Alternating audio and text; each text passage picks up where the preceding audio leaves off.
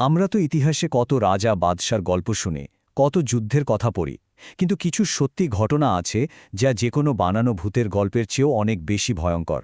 আজ আমরা ইতিহাসের সেই সব অন্ধকার অধ্যায়ের পাতা উল্টাবো যা আমাদের নিজেদের অস্তিত্ব নিয়ে নতুন করে ভাবতে বাধ্য করবে।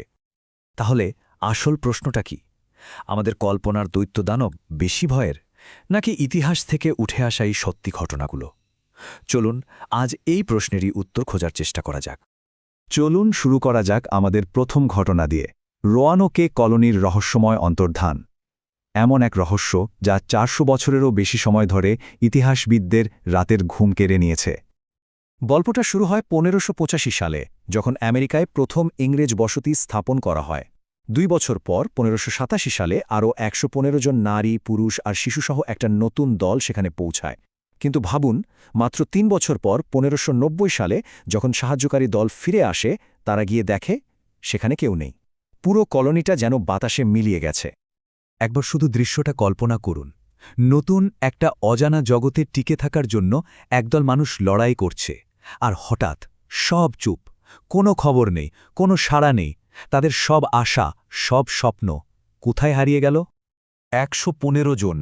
এটা কিন্তু শুধু একটা সংখ্যা নয়, এর পেছনে আছে 115টা আলাদা জীবন, পুরুষ, মহিলা, এমনকি শিশু, সবাই উধাও, কোনো চিহ্ন পর্যন্ত না রেখে। আর পেছনের সূত্র হিসেবে কি পাওয়া গিয়েছিল জানেন? শুধু একটা শব্দ, একটা কাঠের পোস্টে খোদাই করা, ক্রোটোয়ান। কোনো মৃতদেহ নেই, কোনো মারামারির চিহ্ন নেই, কিচ্ছু না। তাহলে কোথায় গেল সবাই? এই প্রশ্নটা 400 বছরেরও বেশি সময় ধরে অমীমাংসিত রয়ে গেছে। রোয়ানোকে এর ঘটনায় তো কোনো মৃতদেহ পাওয়া যায়নি, কিন্তু আমাদের পরের গল্পটা এমন, যেখানে মৃতদেহগুলো পাওয়া গিয়েছিল, আর তাদের মৃত্যুর কারণটা ছিল আরও বেশি অদ্ভুত, আরও বেশি রহস্যময়। খুব অল্প সময়ের ঘটনা এটা। 1959 সালের জানুয়ারিতে 9 জন খুব অভিজ্ঞ পর্বতারোহী একটা অভিযানে বেরোলেন। 2রা ফেব্রুয়ারি ছিল সেই ভয়ঙ্কর রাতটা, আর তার ঠিক কয়েক সপ্তাহ পর 26শে ফেব্রুয়ারি যখন উদ্ধারকারী দল সেখানে পৌঁছাল, তারা যা দেখল তার জন্য কেউ প্রস্তুত ছিল না। তদন্তকারীরা যা দেখল তা একেবারে অবিশ্বাস্য। তাদের তাঁবুটা ভেতর থেকে ছেঁড়া ছিল, মানে তারা যেন ভেতর থেকে কিছু একটার ভয়ে মরিয়া হয়ে পালানোর চেষ্টা করছিল। বরফের ওপর এখানে ওখানে ছড়িয়ে ছিটিয়েছিল মৃতদেহ, অনেকের পায়ে জুতোটুকুও ছিল না। আর সবচেয়ে অদ্ভুত ব্যাপার, কয়েকজনের শরীরে ভেতরে মারাত্মক আঘাত ছিল, কিন্তু বাইরে একটা আছড়েরও দাগ নেই। এমনকি তাদের কাপড়ে তেজস্ক্রিয়তারও চিহ্ন পাওয়া গিয়েছিল। অফিসিয়াল তদন্ত শেষে প্রধান তদন্তকারী লেভ ইভানোভ যে কথাটা বলেছিলেন, তাতে রহস্যটা আরও ঘনীভূত হয়। তিনি বলেন, এটি ছিল এক অপ্রতিরোধ্য প্রাকৃতিক শক্তি যা তারা সামলাতে পারেনি। কিন্তু কি সেই অপ্রতিরোধ্য প্রাকৃতিক শক্তি? এর উত্তর আজও কেউ জানে না। ডায়েটলফ পাসের ঘটনাটা ছিল কোনো এক অজানা বাইরের শক্তির কারণে। কিন্তু এবার আমরা দেখব সবচেয়ে বড় ভয়টা আসলে আমাদের ভেতরেই লুকিয়ে থাকে। এই ঘটনাটা দেখায় সাধারণ মানুষও পরিস্থিতি পেলে কতটা ভয়ঙ্কর হয়ে উঠতে পারে। সাধারণ কিছু ছাত্রকে নিয়ে একটা পরীক্ষা করা হলো। এক দলকে বানানো হলো প্রহরী, আরেক দলকে বন্দী। আর যা ঘটল তা ছিল অবিশ্বাস্য। যাদের হাতে ক্ষমতা দেওয়া হলো, সেই প্রহরীরা খুব তাড়াতাড়ি নিষ্ঠুর আর অত্যাচারী হয়ে উঠল, আর বন্দীরা মানসিকভাবে এতটাই ভেঙে পড়ল যে তারা সব মেনে নিতে শুরু করল। ক্ষমতা যে মানুষের ভেতরটা কিভাবে বদলে দিতে পারে, এটা ছিল তার এক জ্বলজ্বন্ত প্রমাণ। ভাবা যায়, 2 সপ্তাহের একটা পরীক্ষা মাত্র 6 দিনের মাথায় বন্ধ করে দিতে হয়েছিল। পরিস্থিতি এতটাই হাতের বাইরে চলে গিয়েছিল যে আর চালিয়ে যাওয়া সম্ভব ছিল না। মাত্র 6 দিনেই মানুষের ভেতরের অন্য রূপটা বেরিয়ে এসেছিল। স্ট্যানফোর্ড এক্সপেরিমেন্ট তো দেখালো যে পরিস্থিতি মানুষকে কতটা বদলে দিতে পারে। কিন্তু যদি কারোর মধ্যে সেই পাশবিকতা আগে থেকেই থাকে, আমাদের পরের গল্পটা তেমনই একজনের ব্যক্তিগত নিষ্ঠুরতার এক চরম ভয়ঙ্কর উদাহরণ।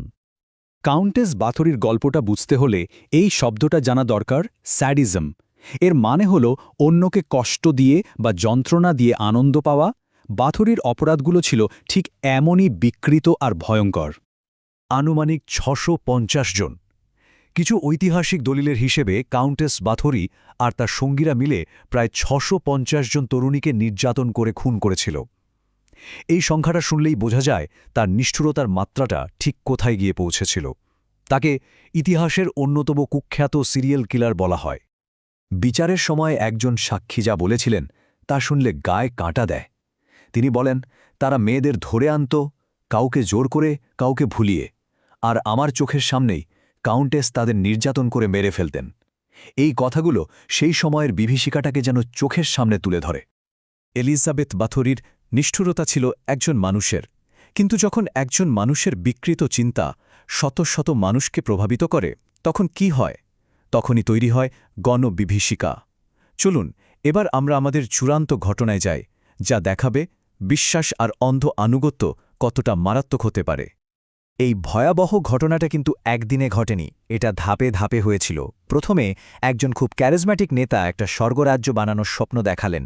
তারপর তার অনুসারীদের পরিবার, বন্ধু, বাইরের পৃথিবী থেকে পুরোপুরি আলাদা করে ফেলা হলো।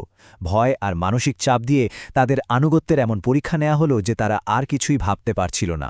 আর সবশেষে চূড়ান্ত নির্দেশটা এলো, বৈপ্লবিক আত্মহত্যা। 918 একদিনে, মাত্র একদিনে 918 জন মানুষ বিষ খেয়ে মারা গেল। এদের মধ্যে 300 জনেরও বেশি ছিল শিশু। ব্রেন ওয়াশিং বা মানসিক নিয়ন্ত্রণ যে কতটা বিধ্বংসী হতে পারে, এই সংখ্যাটা তার সবচেয়ে মর্মান্তিক প্রমাণ। আর এই ঘটনার পেছনে যে বিকৃত যুক্তিটা ছিল, সেটা তাদের নেতা জিম জোনসের মুখ থেকেই শোনা যায়। তার শেষ রেকর্ড করা ভাষণে সে বলছে, আমরা আত্মহত্যা করিনি, আমরা এই অমানুষ পৃথিবীর বিরুদ্ধে প্রতিবাদ জানাতে বৈপ্লবিক আত্মহত্যা করেছি। ভাবুন কিভাবে একটা গণহত্যাকে মহৎ কাজ হিসেবে দেখানো হয়েছিল। তাহলে আমরা দেখলাম ইতিহাসের ভয়ঙ্কর 5টি আলাদা রূপ। একটা ছিল অমীমাংসিত অন্তর্ধান, আরেকটা ব্যাখ্যাতীত মৃত্যু। আমরা দেখলাম মানসিকতার পতন, এক অভিজাতের সীমাহীন নিষ্ঠুরতা, আর সবশেষে একটা কাল্টের ভয়ঙ্কর পরিণতি। প্রত্যেকটা ঘটনায় আমাদের বাস্তব পৃথিবীর এক একটা অন্ধকার দিক তুলে ধরে। শেষ পর্যন্ত আমাদের অতীতের এই কালো অধ্যায়গুলো আসলে কি বলে? এগুলো মানব প্রকৃতির এমন কিছু সত্যকে সামনে নিয়ে আসে যার মুখোমুখি হতে আমরা হয়তো ভয় পাই। এই ঘটনাগুলো থেকে আমরা নিজেদের সম্পর্কে কি শিখতে পারি? এই প্রশ্নটা রেখেই আজকের আলোচনা শেষ করছি।